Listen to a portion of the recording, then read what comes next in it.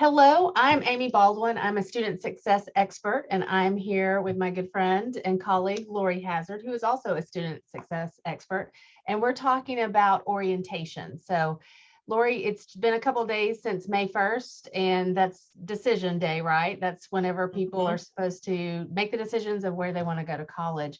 So that excitement's kind of over now. They get to look forward to visiting their institution during the summer, during orientation, and you've got some tips for them to share. And tell us what they need to do to make the most of it. Yeah, so when I think of the next step for students and families, right, is figuring out attending their orientation. And I think the step is to check out whether there's just a student orientation, but some colleges and universities have parent and family orientations that run congruently with student orientations. So when I think about the purpose of an orientation, sort of the overarching one is for parents and families and students to find out what resources are available to them on that college campus. And I think the first thing that students need to think about is tuning in to the resources and anticipate that they're probably going to have some adjustment and transition challenges, and kind of keep their eye out for the resources that can help them with those adjustment and transition challenges. So when you say resources, I imagine you're talking about tutoring, counseling services, things like that. Is that what you're referring to? Sure. So, right. So if we think of an emotional adjustment might be getting homesick. So who can help a student with homesickness? A resident's life, if they're students who live on campus, or counseling services, as you mentioned. You know, if I think about academic adjustment, tutoring, working with your faculty member and how faculty office hours work. So those kinds of things.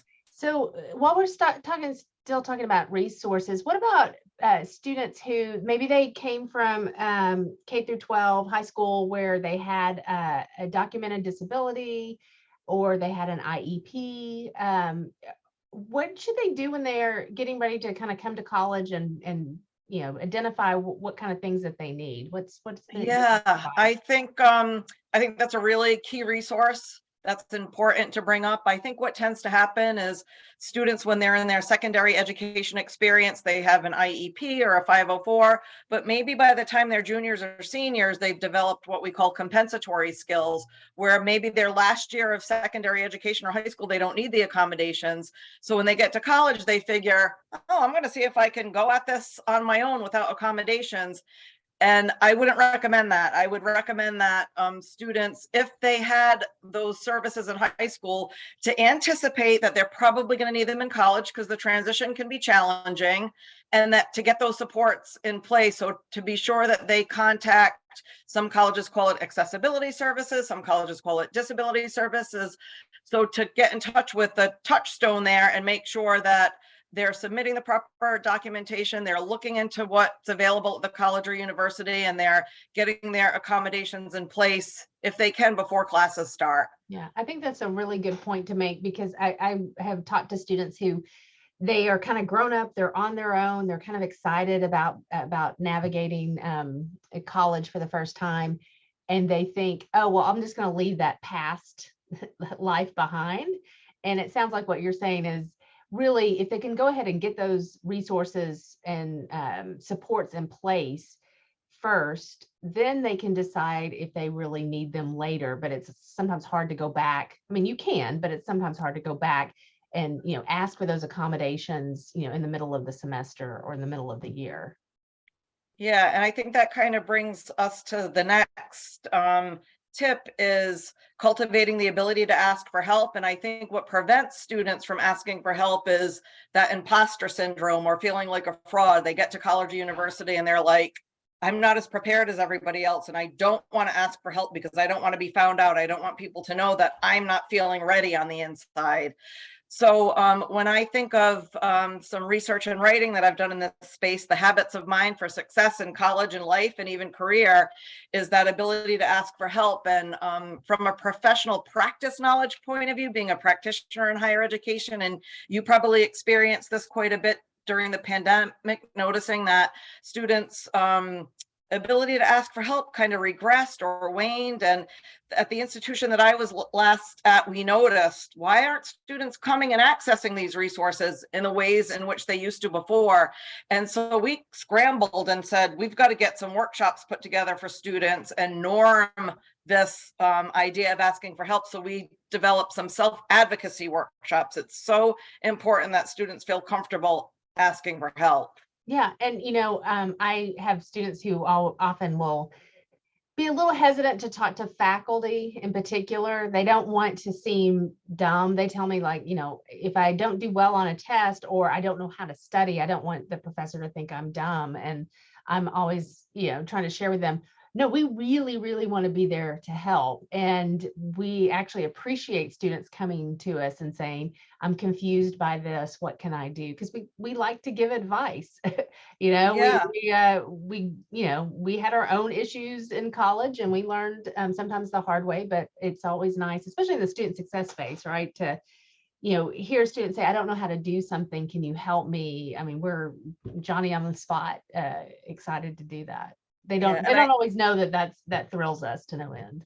Right. We're eager to help, and that's what we're here for. I think what can help students kind of get over that challenge or hump of asking for help is to find an accountability partner or grab a friend, and maybe they can ask for help together. It feels more comfortable to do it that way. So that kind of leads into the next piece of advice about orientation, is thinking about the social connections that you're going to create as a student when you're in college. And I think sometimes students are so eager and anxious to they wouldn't think of it this way, but to gain that sense of belonging. And at orientation, they try to make fast friends with other students. But I think it's important to let them know that it's great to cultivate social connections and start doing so at orientation, but to kind of norm your expectations and understand that that person might not be your roommate. They might not end up being your best friend that first year, or you might not establish a relationship with them that you'll have all 4 years. Developing friendships is a process that can start at orientation, but not to worry if they don't find their best friend at orientation, but to be mindful that they will have to make an effort to build those social connections. And if they do get an accountability partner, that can be super helpful when they're feeling reticent about asking for help. And you made me think too, classmates, which I have students all the time that say, I don't know anybody in my classes. And I go, did you reach out? Did you introduce yourself? I think that's also a great tip too, that once they get on ground at the institution, that turning to somebody they're sitting next to and sharing contact information, or just, hey, how's it going? Can really help anchor them and make them feel a little bit more connected. So what else do you have in terms of advice? So I think the other thing for students and parents and families alike to think about, and parents and families should encourage their students to make sure that if they are attending orientation, that they really do attend all of the sessions, all of the workshops, and get as much out of the experience as they possibly can.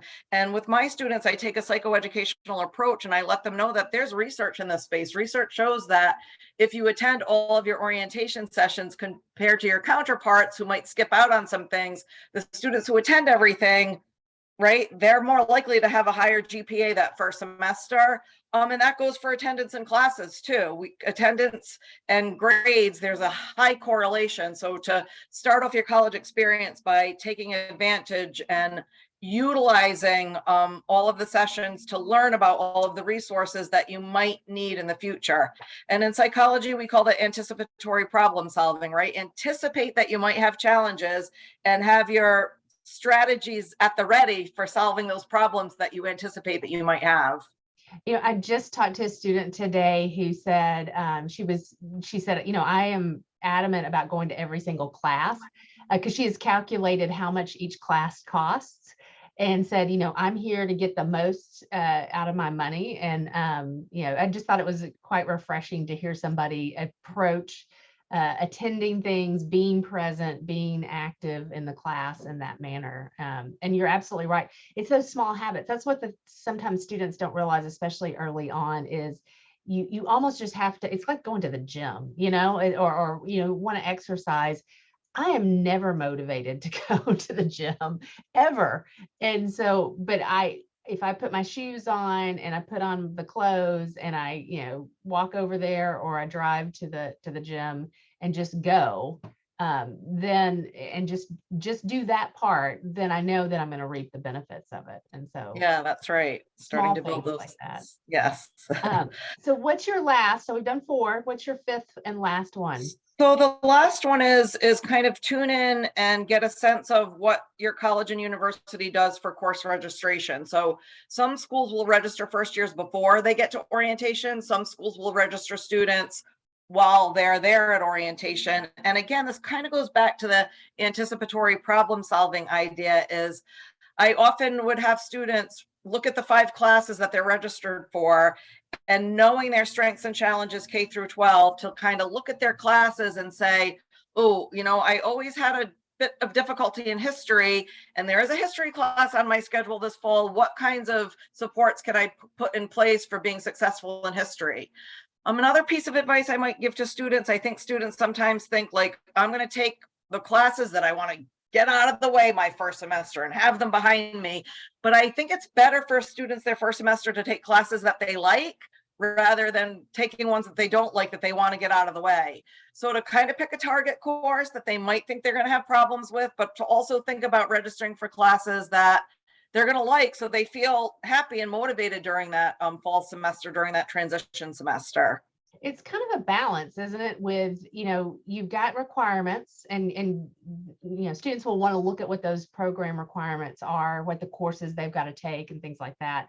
And so I'm sure whether they get to build their schedule or somebody builds it for them, those courses should be aligning with, the programs of study. So they can just double check that with the course bulletin or catalog.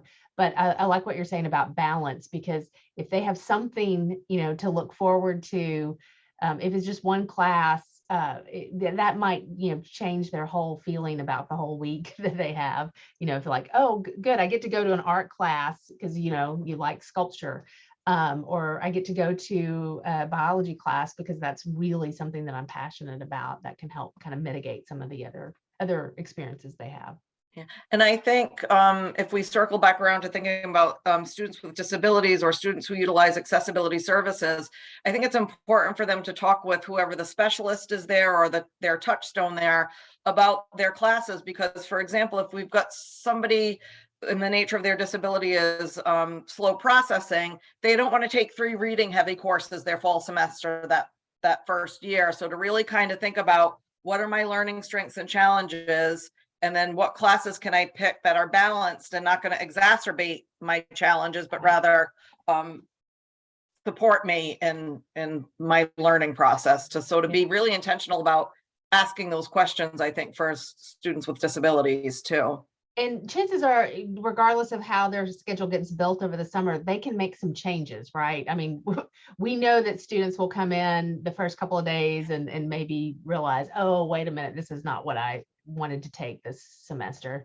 And so there is opportunity to make changes. I think sometimes people don't realize that. So yeah, that's really key, right? They're not stuck with those 5 classes if they start getting concerned about some of the issues that we talked about. Yeah. Well, what is your kind of takeaway piece of advice? Wait, you've given us 5 good things to think about. What could be the top thing to think about as they go on, off to the summer and register for orientation and get to hang out on the campus for a while? Yeah, so I think that bringing it home, wrapping it up piece of advice, if all else fails, I think the number one thing is that ability to ask for help, and to understand that there are experts on your college and university campuses that are positioned to help students with any facet of that first year adjustment.